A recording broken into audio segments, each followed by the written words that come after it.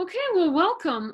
Great to have you all online. As Aaron and I were just talking about, this is a little bit of uncharted waters here, talking about suicide prevention, in a time of social distancing, or with pandemic. I mean, we just haven't run into that before. So we wanted to adapt this QPR training for kind of what the situations are today. And again, we would love to hear from you, and hear what you're experiencing or what you're seeing or what you're noticing or what you're finding helpful or hopeful. Again, because we're learning as we're going here. My name is Molly Fiore, and I'm the program director for Speak Up, Reach Out. So some of you I know I've seen in previous trainings. I do quite a few different trainings: ASSIST training, QPR, Working Minds, mental health first aid, youth mental health first aid. So kind of hoping to put some of those inspirations into this as well. Awesome. Thank you, Molly. And my name's Erin. I'm the executive director for Speak Up, Reach Out. And I've been doing this work for about 7 years now, after losing a dear friend of mine to suicide. And then multiple other individuals here in Eagle County. Mommy? Were acquaintances. I'm on the Mountain Youth thing, if you want to watch it with me. Just a reminder, if everybody can make sure they're on mute, that would be great. And but anyway, this time, like Molly said, is something that none of us really have any experience in, and we wanted to make sure that individuals had the tools that they need to be reaching out to friends and loved ones while we're distancing ourselves, and how we can make sure that everybody's safe through this time. And so you may have seen QPR before, you may have taken a course similar to this or another gatekeeper training or suicide prevention, but we really are trying to bring some pieces from what's happening right now and what we're hearing to you all as well. So obviously the ground rules are a little different when we're not all here, but if you do need to get up and leave, we understand. This is emotional material sometimes, and it's okay to show that emotion and share what's going on for you. It's a safe place to do that. Cell phones on silent, I guess if you think you're going to be distracted, go ahead and do that. And again, if you can keep your end on mute and ask questions through the comments, we may call on you to elaborate more. When we say what happens in QPR stays in QPR, again, we want this to be a safe place for you to share what is going on for you or what you're observing, but also the skills you take away from this training, we do want you to take out into the community. And we'll be available for questions if you have additional questions after the presentation, but please feel free to ask throughout the slides. So we want to start with just some statistics briefly on why this actually matters. As you can see here, starting in 2010 through 2018, all we're seeing is an incline in deaths by suicide annually throughout the United States.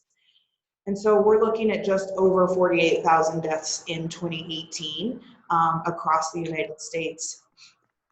And so we know that people are dying by suicide more frequently than many other types of death throughout the United States. And Molly, if you want to go to the next slide, it shows more specifically what we're talking about there, and the cause of death by disease and other types of things. And then that suicide is a leading cause of death there at the bottom, although it's not the #1, but it is high. And so we want to make sure that people understand this really is something that we need to be worried about. So bringing it down a little bit more narrow to the state of Colorado, again, we're showing you data from 2018 because suicide death data is usually about 18 months behind. There's a lot of vetting and scrubbing of the data that happens before it's considered a suicide death. Reports through law enforcement and coroner reports are read through by the Vital Statistics Program here in the state of Colorado to make sure that we are actually attributing the death to the right cause of death and manner. And so as you can see in the state of Colorado, we are seeing more suicide deaths than many of these other very common death types. Twice as many deaths by suicide as you're seeing in a motor vehicle accident. And I think it's 4 times, sorry, my slide is a little bit covered up, as many than homicide. So this is all, again, comes from the Colorado Department of Public Health and the violent death reporting system that's in place here in our state. The state of Colorado also has a website. If you go, you can just Google Office of Suicide Prevention, and when you go to their website, you can get to this data tool, which is really awesome because it allows you to look at the circumstances by which somebody, or circumstances that may be a part of somebody's life. Sometimes people ask why, and what we know is that there's not usually just one why. So there's circumstances that were part of somebody's life, and that's what they drill down on that. You can see they have the age, by sex, by ethnicity, race. But the nice thing about this is you can look at it as a full picture in the state of Colorado, or you can drill down by county, and then you can drill down by year. So this is from 2004, sorry, again, it's covered up, to 2018.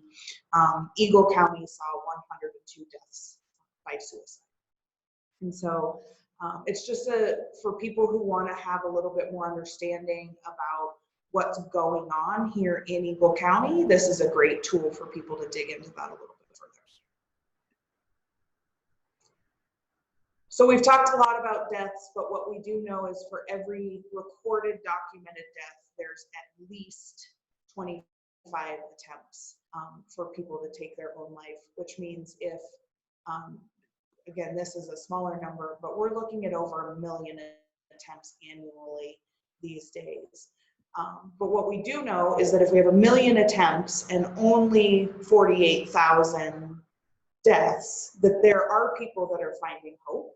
And there are ways that we can intervene to make sure that people are safe and have the resources that they need to live their best life. And so that's a little bit what we want to talk about today as well. We know that the impact of suicide is widespread, and when we look at people who have lost somebody to suicide, for each individual death, 115 individuals are exposed to suicide. It's estimated that 53 have a short-term disruption in life, 25 have a major life disruption. As you can imagine, if you've lost someone to suicide or you've just lost somebody to any type of death, that major life disruption is, we're talking about more than 2 weeks of life disruption. And then 11 people will have devastating effects on their life. What we also know is that this is incredibly severe in small, tight-knit communities. We see this a lot here in Eagle County because everybody seems to know everyone. And so when a death happens, the effect is rippling very quickly. So the American Foundation for Suicide Prevention is just one organization besides us here in Eagle County, but they do work nationally, and these are some of the goals that they have and some of the things that they provide to organizations like Speak Up, Reach Out, and funding for research. And just wanted to give you guys an idea of like what's going on out there to try to help reduce the suicide rate.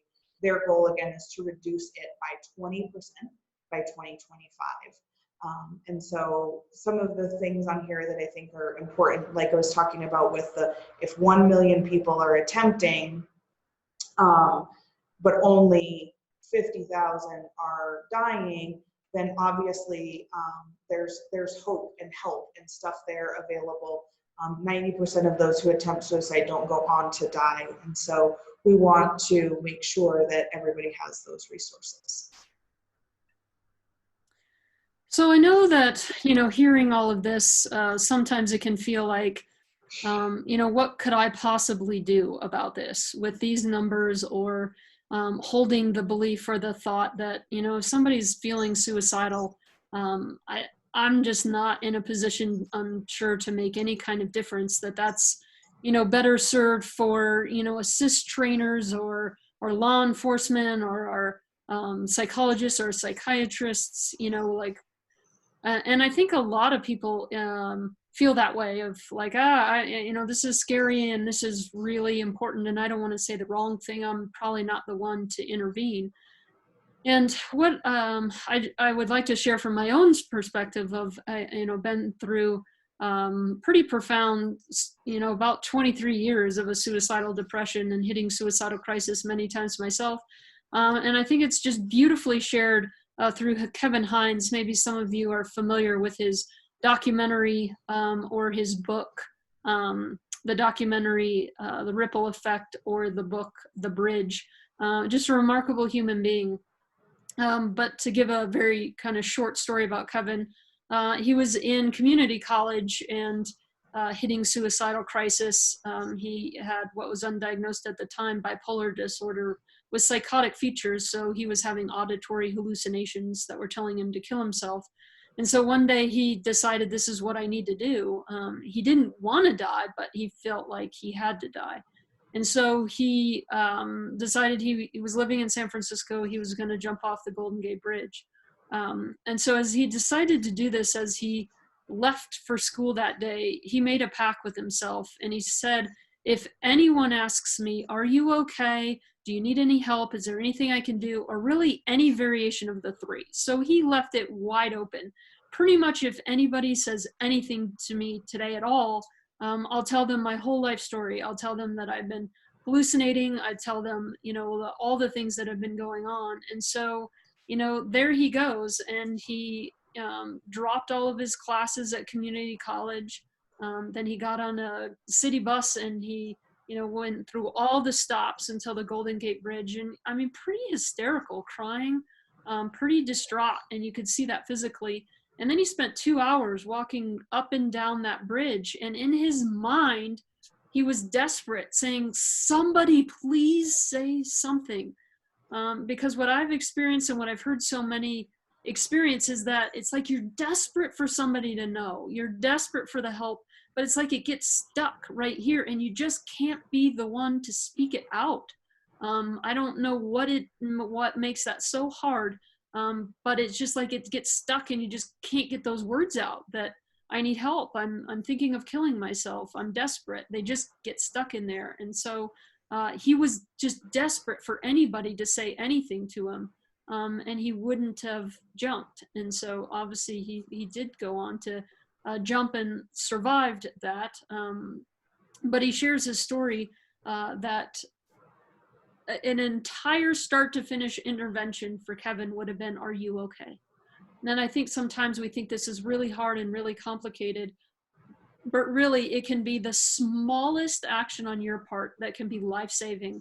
I've talked to people that it was just a smile, that somebody smiled at them and they felt like they were seen and heard and valued that day. So really it can be the smallest of actions that can be so profound for somebody in suicidal crisis.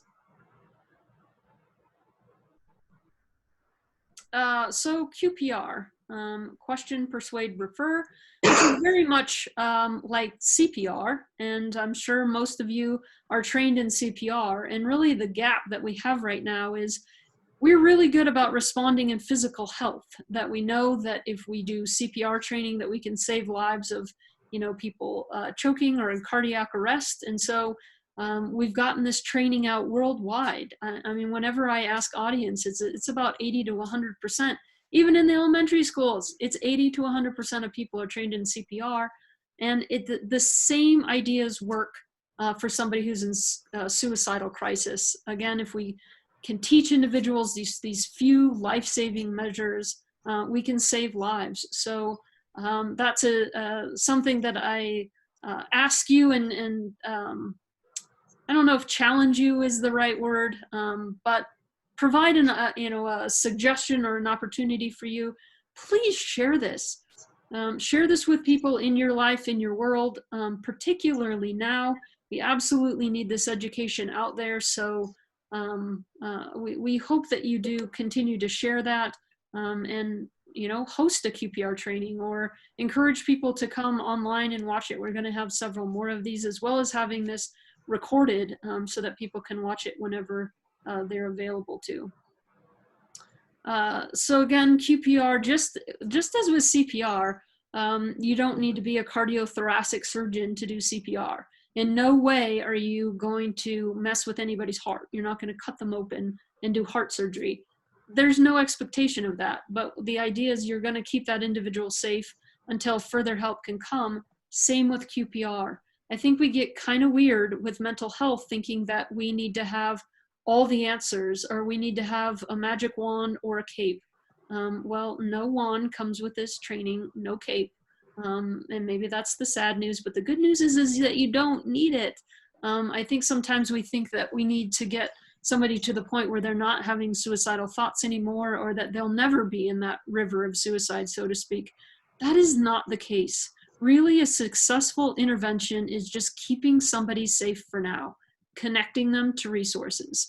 And if we've done that, then that has been, a successful reach out for help. So again, QPR isn't fixing things. It's not solving all the problems. It's, not taking somebody's pain away. It's not counseling or treatment, but it is that positive action of hope to connect somebody to help in that moment of crisis. So we are going to talk about clues and warning signs. Again, I think now, I'm going to say this a lot, now more so than ever, we really need to have our ears and our eyes and our intuition open, if that's such a thing, of having your intuition open, but just being really aware of what's going on. So I wanted to talk about, particular risk factors, especially ones during this time. So isolation is the #1 risk factor, and here we are, we're encouraging people to isolate themselves. So already that kind of puts us all at a heightened risk here. And then again, really realizing that suicide is not about a desire to die. It's about pain and it's about loss, and individuals not knowing what else to do to manage that level of pain that they feel with the loss. And so think of all the losses that people might be experiencing during this time: loss of income, loss of jobs, loss of connection to others. There might be loss of a book club, or loss of their workout group, or loss of going out to dinner with friends, or loss of that sense of community, or loss of their being able to go to church and worship with a group. And this, it's a time putting a lot of strain in families. And so there could be, relationship tensions, certainly, loss of a relationship from breakup or divorce, loss of a loved one, especially if by suicide. Eagle County has already lost an individual to the COVID virus. And so I think we're going to see, that we are losing people that we love, and that can certainly put somebody at risk. Lack of, access to services. And that's one thing that we want to make sure is really clear, that, people do know where the resources are and how to get to them. So one thing that we want to make sure that we're covering tonight. So again, seeing that we do have these heightened risk factors in this time. And so, I think that without anything else, it can feel like doom and gloom. I mean, certainly the news can feel like that, which maybe that's another risk factor. I don't know. Watching too much of the negativity, out in the world can certainly start to create that sense of panic and that sense of hopelessness and despair. So we really, I just want to pause right there and say, guys, this is about taking care of yourselves as well. I know by the check-in here that a lot of you are in giving and serving and leadership roles in our community right now. And, being sure to take care of yourself, that there is a lot of loss going on, and, all these strains. So making sure that that you're limiting the amount of, or just paying attention to what you're taking in, whether that's from news or social media, and is it helpful information, and, limiting what we can of those things that tend to maybe spark that more kind of panic, or spark more fear. If any of you, again, please add as you see fit there on any of the other risk factors that you're seeing heightened at this time. That might be an indicator. I think, another thing I've heard is just profound worry, people worrying about their grandparents or their parents, or worried about, family members. And so that can take a toll as well. So just being mindful of our own mental wellness and our own mental health. And so, what can we do about that? The good news is that there's a lot that we can be doing right now. And this is one piece that Erin and I both really wanted to share right now, what you can do to keep, those that you love safe from suicide. And in a couple slides here, we'll be talking about ways that we can stay connected. So protective factors, things that we can do. Post messages of hope. There's a lot coming into social media right now. Some of it is love-based and some of it is fear-based. And personally, I think that we need to flood the world with messages of hope and light. And so maybe that's posting a message of hope. I think it's also getting our artists to post their art, play their music, share it, post their art, post their photography. Teachers, post a little video to your kids, or post something encouraging to parents right now. They could profoundly use that. Or, a physical therapist that's home, post a little something about ways to move your body and keep yourself healthy. Or, post a meditation, or if you're a yoga instructor, post a short yoga practice, or post workout. Again, I think that so many of us have way more than we might realize to offer, and we need that. This is not a time to play small in the world, but we really need people sharing their light and their love out. And then I think that can be protective factors, particularly for those that might be more at risk. Check in on those people that you love. Call, text, email. Again, really using your intuition. If you just are, suddenly somebody pops into your mind, or there's somebody that you might be worried about, that maybe those that are living alone, and they are really alone and isolated right now, reaching out, checking on them, posting something. And we're going to talk more about this, but if you are at all worried, even a hint of a worry, just being really direct about asking people, what's going on. And again, we'll talk about that more coming up. Connecting people to resources, we're going to talk about that. Telling people that you love them, not hesitating to say that they matter. That the two things that were most helpful to me when I was in the depths of suicidal crisis were you are so loved and you're not alone. So I think any messages of those are profoundly helpful. And there's, again, we're going to talk about this in a minute, but there's so much that you can do with Zoom.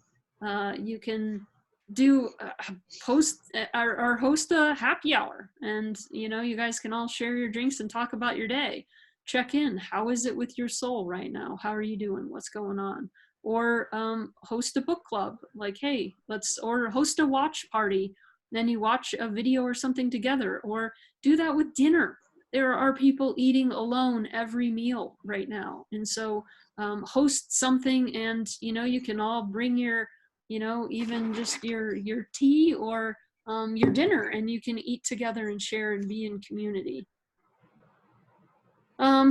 So I guess I just want to back up on that. Anything else, Erin, that you want to add? Or please, guys, chat, type in a chat if you have a suggestion. I think one of the things that has been super helpful for me as far as protective factors, just basics that I don't know if people are really paying attention to. For me, routine is incredibly important. It's so easy when you don't have to get up and go physically to work to just stay in your pajamas all day, or not do the workout, but having that, making myself continue that routine. So I'm getting up on a regular schedule. I'm still continuing to move my body. You know, for me, that's 30 minutes a day. Making sure that I'm practicing gratitude every single day. Again, for me, that looks like, for me, I have to do it in the evening because it's just not a morning person. But I write down at least 5 things that I'm grateful for. There are so many things for us to be grateful for. And, you know, usually for me, sometimes one of those things is, not sometimes, like almost every single day, one of those things for me is what irked me today, or what made me mad, what didn't I like about today, and what can I be grateful for from that. Find that thing that's bothering you and figure out how to be grateful for it, because there are so many ways to be grateful for everything, even in times of uncertainty.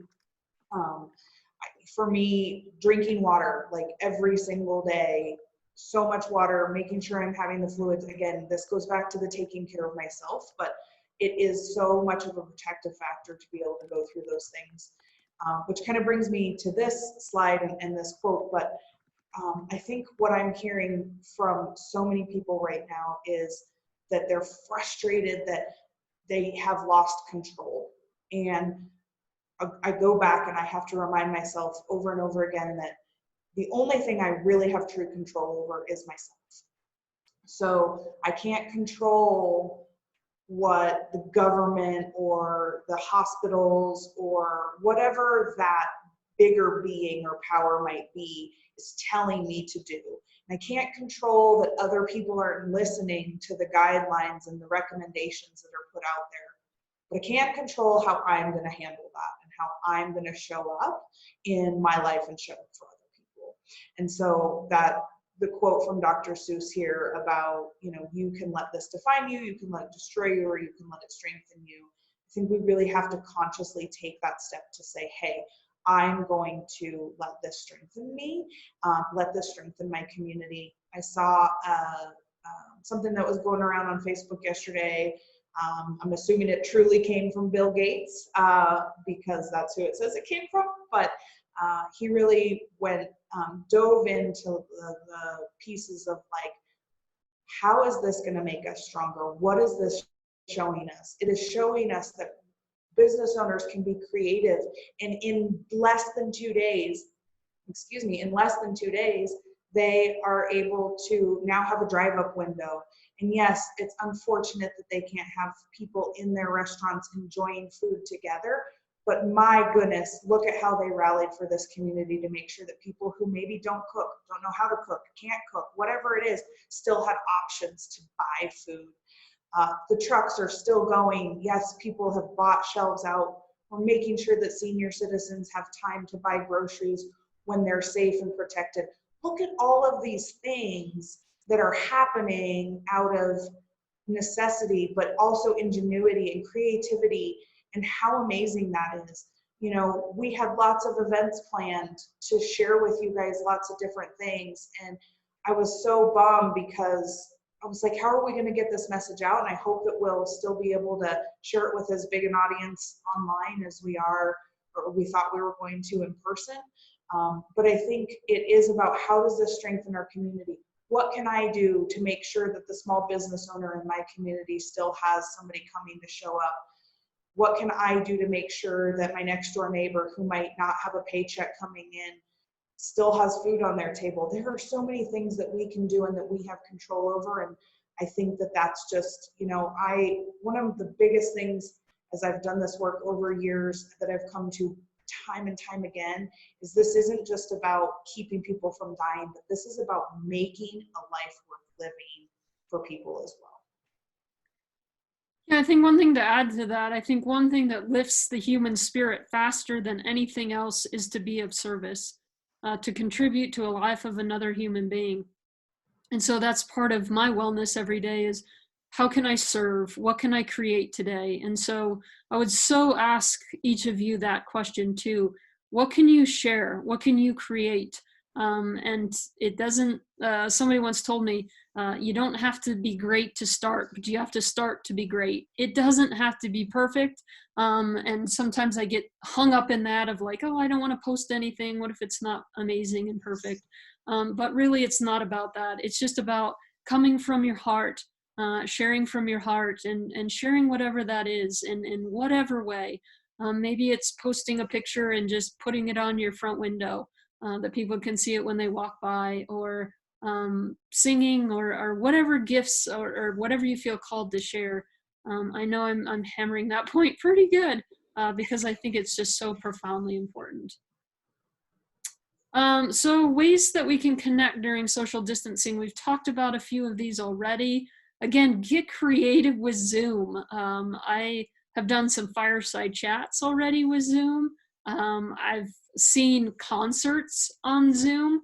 Wow, that one is really inspiring, to go on and see some school bands that are singing a whole song, just on Zoom. And so, host something for your neighborhood or your coworkers or friends, or also there is so much out there. Again, the creativity and the ingenuity of, I've seen yoga online, I've seen meditation online, I've seen workouts online, I saw this morning Keith Urban do a little home jam session with his wife, Nicole, sitting right there, kind of singing along, which is great. I've seen Neil Diamond reinvent his song, Hands Washing Hands, reaching out, I won't touch you, you don't touch me. I mean, there's tons of stuff out there that I think is so great, ways to connect and lift our spirits. Again, connecting with other people through, I feel like such a hypocrite right now, but I'm like, please get on social media. Yeah. Yes. Pick up your phones, call, text, send a letter, and thinking about those that are isolated as well, and get creative with that.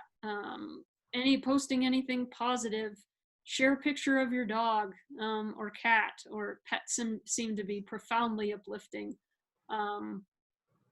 Again, I talked a little bit about being mindful of what information you're taking in and when you're taking it in. Maybe not right before bed is the best time to watch the news, but just being mindful of what's coming into your mind, your body, and your soul. One is that I'm very involved in the United Methodist Church right now, and we've posted our worship services online. So now there's really more access even to faith groups and faith communities. You can watch a service online, or they have Bible studies online that you could be a part of. And then, getting creative within your family too. I mean, take out the tent and put it up in the living room, and have some chocolate and some hot cocoa and sit by the campfire. I've seen a friend of mine that does dodgeball for recess outside, and all those fun things that we could do. A lot of puzzles going on right now, I think. What ideas do you guys have? I know that there's so many of them. Love to hear from you guys. How else can we connect? So Molly, a couple things that I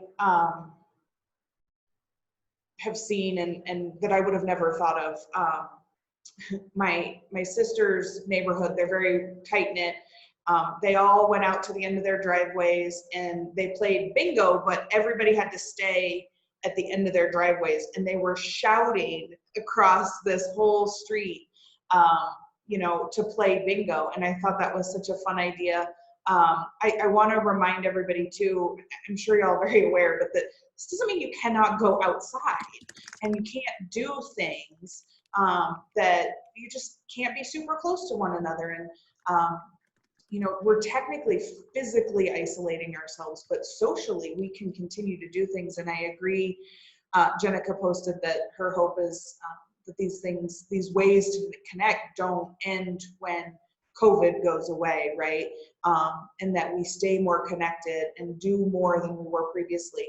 I will say that for me, my Facebook feed has been much more exciting and fun because people are actually posting pictures. The one thing that I signed on to Facebook to have was to be able to see the pictures and see my loved ones, not the political chaos and the posting of like the mean things. Like, I want to see the pictures, and for the first time, I'm actually seeing pictures again for the first time in a really long time. I think too, you know, when all of this is over, we're going to want to get, I hope that people want to get together again and connect. And I know that we will, but I just think there are so many ways to continue to stay connected to people. You know, like pretend like it's 1985 and we still have to talk on the phone too, I think is really important, to hear other people's voices. And luckily now we have things like FaceTime and Zoom and all the different video conferencing options. And so I'd love to hear if you guys have anything else. I love seeing the groups that, the group pictures of everybody that was in the family that got on the Google Hangout or whatever. Yeah, I love some of these FaceTiming someone every day or Google Hangouts. Yeah, you can do it just straight from your phone. Just doing that FaceTime. Again, seeing another person's face can be huge. Book club at work, I love that. Working out, again, you can work out in groups. You know, in Italy, we've seen them working out from the balconies. Maybe we're a little bit more spread out than that, but again, a lot of ways to do that. Messaging family more. I'm talking to my mom and dad and brother just about every single day. And one thing that we have not been good at with our family, but we are doing now, is saying I love you. So again, yeah, absolutely. Getting comfortable saying I love you, meaning it, and continuing to do that. Yeah, awesome. Hey, I apologize for not having video, but I am challenged with, unfortunately, in Eagle, where I live in the Bluffs, we don't have enough internet access. So the speeds are painfully slow. So it's been a huge challenge for a lot of us in Eagle. So it's on top of everything else, we can't leave the house and we can't really communicate well. So I apologize, but I can't keep my video on. No, and I appreciate that's good for us to know too, though, that I have reached out to Kathleen Chandler Henry and a couple of our town council members here in Eagle because you know, on top of everything else, you know, if you can't communicate, I can't even use my phone half the time. So you know, they're working on it, but there's really nothing that can be done because everybody's working on their phones and internet and trying to go through CenturyLink, and I'll leave it at CenturyLink. Yeah, Scott, I appreciate that you bring that forward because certainly there are communities, areas that you mentioned, or I've certainly seen that in some of the faith communities that are in areas that really don't have the capacity to do online streaming. And so some of them have gone to radio, that they're using AM radio or talking to the radio stations about sharing some content that way so that you know, individuals are able to stay connected. So yes, I certainly don't want to assume that everybody does have internet or that's the only way, but that makes that even more important. And I love that you're joined by calling in, you know, the using the best that you can do with what you've got. And so I think that is a good point. And you know, and realizing that maybe not everyone has access to Zoom meetings, and so, you know, can we do phone calls for some of these, or put some content on the radio as well, or other mediums? Well, I've been doing Zoom yoga, but with my video off. So, yeah. Well, fortunately, I can hear. You know, I know the instructors, so I don't need to visually see them. But it's very, very, very interesting. Yeah. So. Or, you know, that's a call too, that it doesn't have to be video. You know, you can get messages out there that are audio, and that's going to be more helpful for those that don't have areas of higher bandwidth. So Yeah. thank you for that. And then also, yeah, Colorado Symphony was incredible. Different concerts and things that we can listen to or watch. And I think, you know, as much as we're trying to distance ourselves, there's also opportunity. I'm sure that there are people out there that will disagree with what I'm going to say right now, but like, it's okay to still like go for a walk with somebody, but keep your distance, or, you know, wear a face mask if and eye protection and gloves if you feel, you know, some people are at more risk, and some people may already feel that they have symptoms of COVID and that they don't want to expose other individuals. But I think, you know, getting out and going for a walk and just giving, or, you know, just sitting out on your porch and waving at the people who come by, it's really interesting to me how quickly people started to like say hi to one another again on the street when that was like avoided tremendously over the last few years. So I think that there's lots of different ways we can do this. And I think everybody's doing really good, but the point is, you know, just figure out what might work for you and how you can continue to show up for yourself and others. And then we'll continue to go through some of the more specific things that you should be looking for, like as you're scrolling social media or as you're talking to people on the phone. Molly's going to go over what you can be listening for and some other pieces to the puzzle as well. Yeah, so looking at some of the warning signs for somebody that might be in suicidal crisis, starting out with the verbal clues. So paying attention to what people are saying or what they're not saying, you know, what might be underneath what they're saying, or what they're posting or what they're texting. Again, I think the best tool that we have is our intuition. And so if anything that you're reading or hearing just kind of makes the hair on the back of your neck stand up a little bit, or makes your stomach tight, or whatever, wherever you feel that kind of spidey sense or that inner niggle start to fire, really paying attention to that. And so sometimes the messages could be really clear, like, I just want to kill myself. Okay, it's pretty clear. They're communicating that very directly. Or I wish I was dead. I'm going to kill myself. I'm going to end it all. If this happens or this doesn't happen, I'm going to kill myself. We don't ever want to step over that or to not take that serious. Again, we need to take those serious every single time. I had somebody once saying, well, I drive a bus full of teens, and, you know, I heard one kid say, oh, if I don't pass this level in Fortnite, I'm going to kill myself. And he's like, those you would ignore, right? And I'm like, no, absolutely not. One, I think it is a time to check in with that kid. And you know, after, kind of getting off the bus, just saying, hey, you know, I heard you say that you were going to kill yourself. And, you know, my intuition tells me that you didn't, you know, really mean that. Or I get or it might be the opposite. I get a sense that maybe there's more to this than you were kind of leading on. But again, we want to take those serious every single time. I think more often it's going to be more indirect. A good question there. Wouldn't he be a mandated reporter as a bus driver? It's certainly, that is another piece too, that some individuals, based on their roles that they're serving, you know, are mandated to report if they're, sense that somebody might hurt themselves or somebody else. And so definitely taking that into consideration. But again, you know, what are those things that we report? And again, I think if you're hearing somebody say, I'm going to kill myself, even if it's like, I can't pass this video game, I'm going to kill myself. And you're like, oh, they're probably just saying that in jest. We really do want to stop and pay attention to that every single time. And yes, if we do get the sense that that's serious, for some, they're mandated to report it. But I think for all of us, you know, taking it serious to connect that person to the help that they may need. More often, I think it might be indirect. Certainly when I was feeling suicidal, I felt suicidal for 23 years without telling a soul.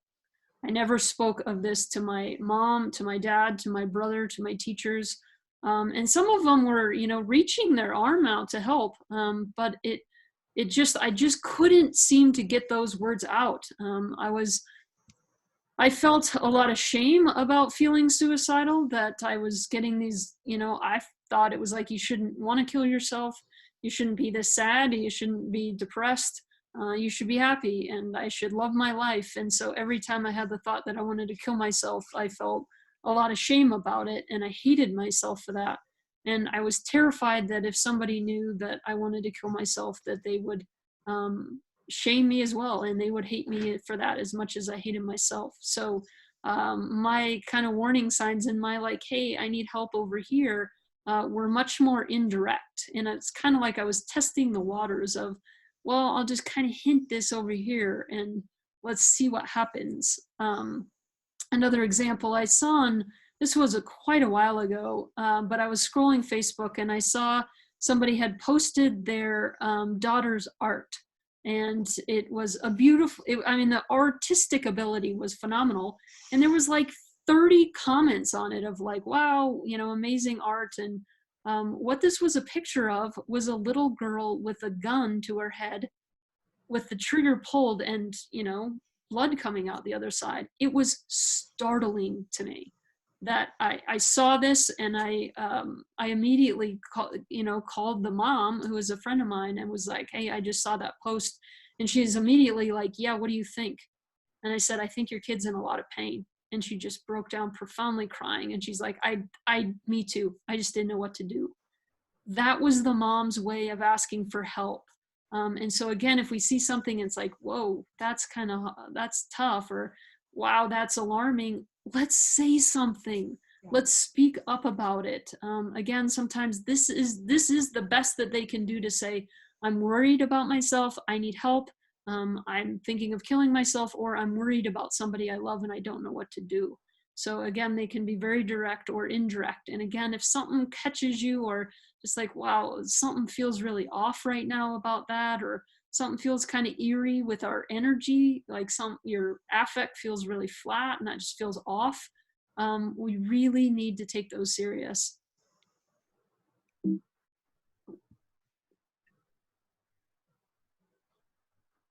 So to add on to what Molly was saying, I think she mentioned it a little bit earlier, but one of the things that maybe we don't really notice, or is harder to notice when we're not connecting with people on a regular basis in person, but just have their regular behaviors or things that you would consider to be normal for them changed.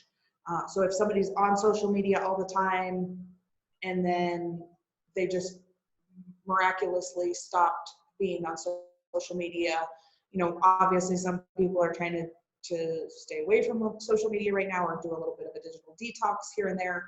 But if something specific that is normal for them has now changed, that's one of those things.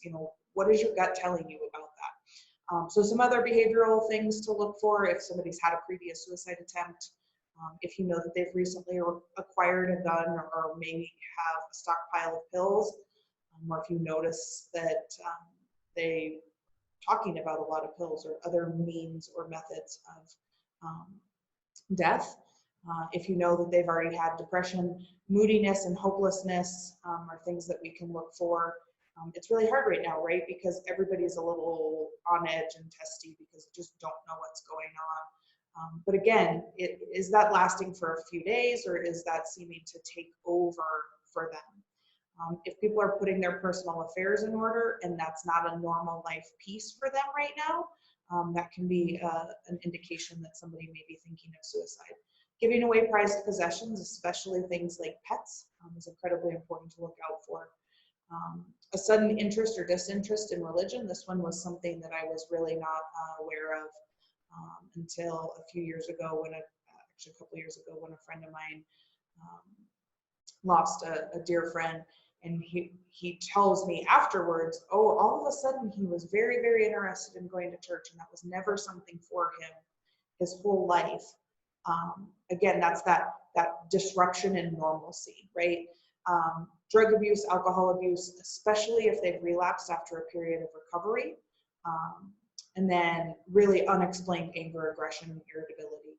there's a lot of explained irritability right now. But if people are continually acting out, especially teenagers and children, there's usually something else there, right? And that's what we're talking about. We want to have that conversation, start by asking questions and dig a little bit deeper.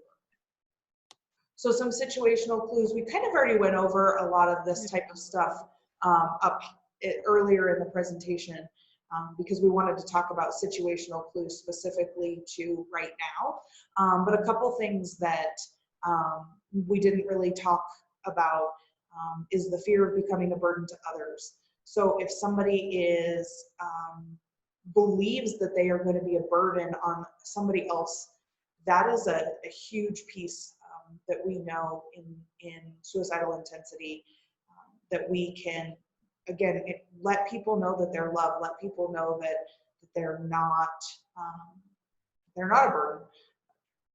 Loss of cherished therapist or counselor or teacher.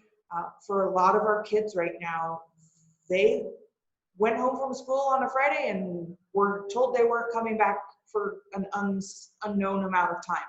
That doesn't mean every child is having suicidal intensity or thoughts of suicide, but it is something to be aware of.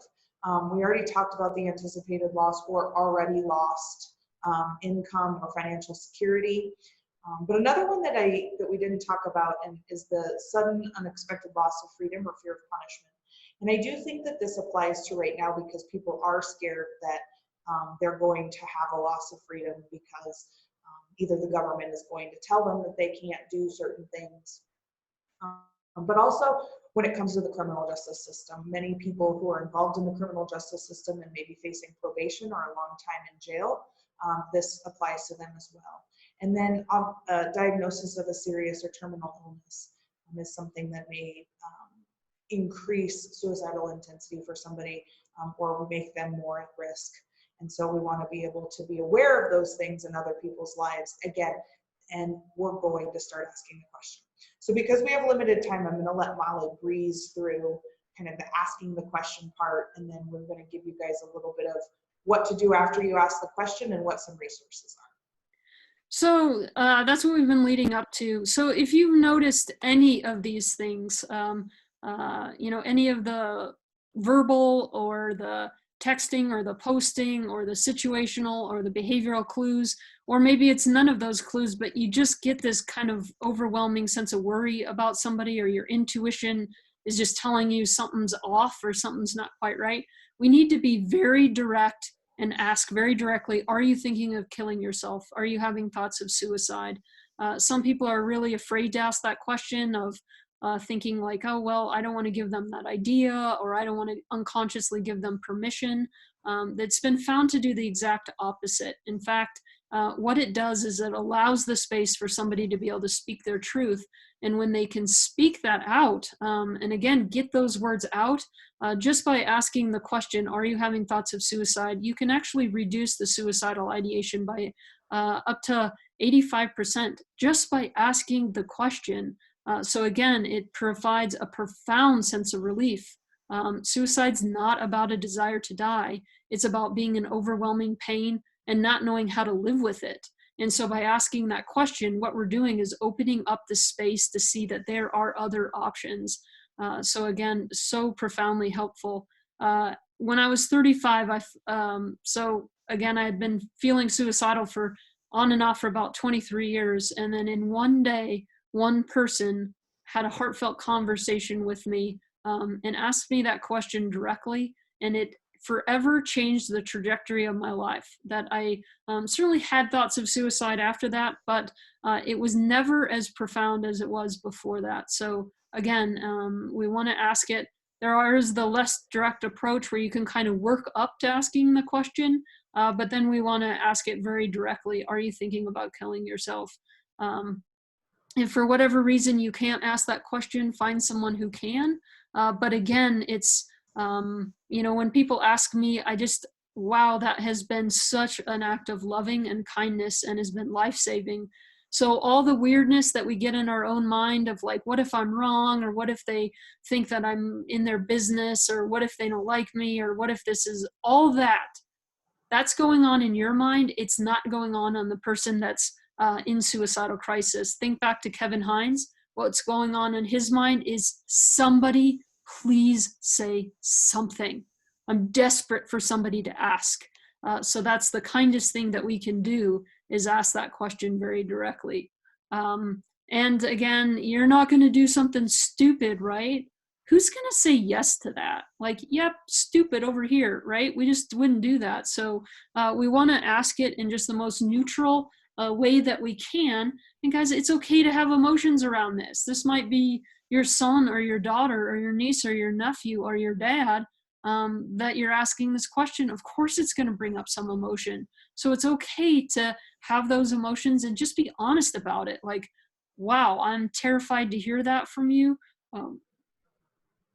But, you know, again, you can have that response and have that emotion, or I have no idea what to say right now. You can certainly say that. Be real, be you, but we do need to ask that question really directly. So then people always ask us, but what if they say yes? And so, like Molly said, it's okay to be whatever it is that you need to be in that moment. Being open and honest and transparent with them that, like, hey, you know, that must be really hard, and how, you know, that's okay. It's okay to be vulnerable, is my point. But some things that the speaker that we have coming next week online, Dr. Sally Spencer Thomas, has shared with me, and I wanted to share with everybody, are these things. So first, the first words out of your mouth should be thank you. Thank you for trusting me. Thank you for your courage to be vulnerable. Thank you for valuing our relationship or friendship enough to share that with me. So say thank you. I'm here for you. So we're reassuring that there's a partnership there. We're going to figure this out together. You're not alone. Again, you are not alone is so incredibly important. Hope is the antidote to suicide. So we're just offering hope through action, which we're going to talk a little bit more about. And then follow up.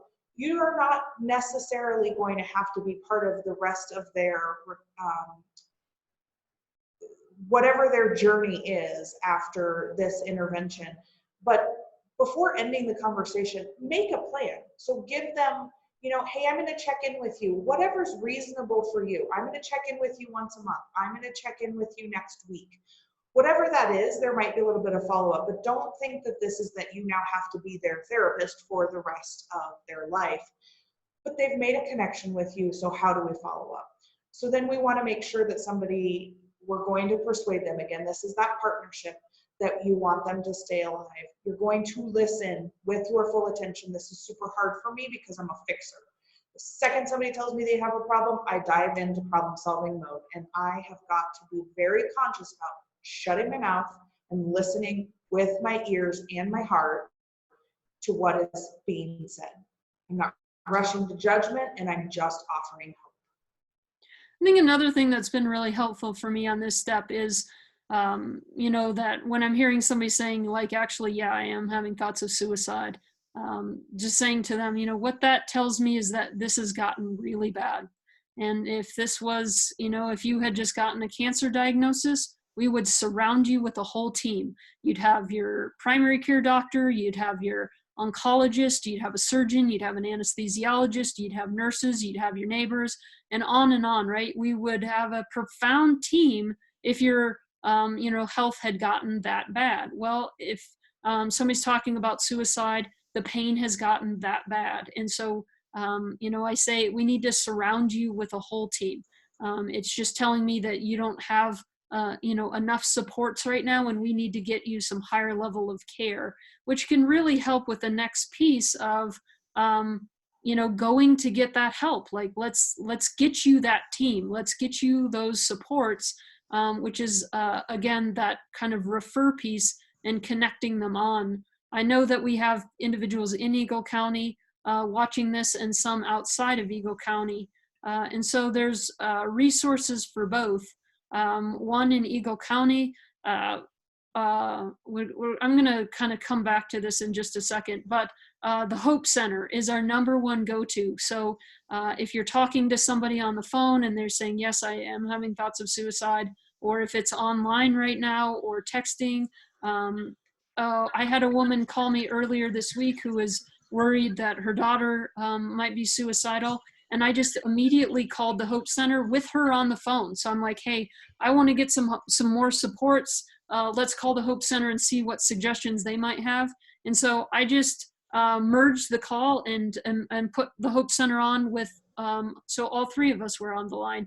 The Hope Center is the #1 go-to right now in Eagle County. Again, I'm trying to make this quick. I know we're right at 6 here.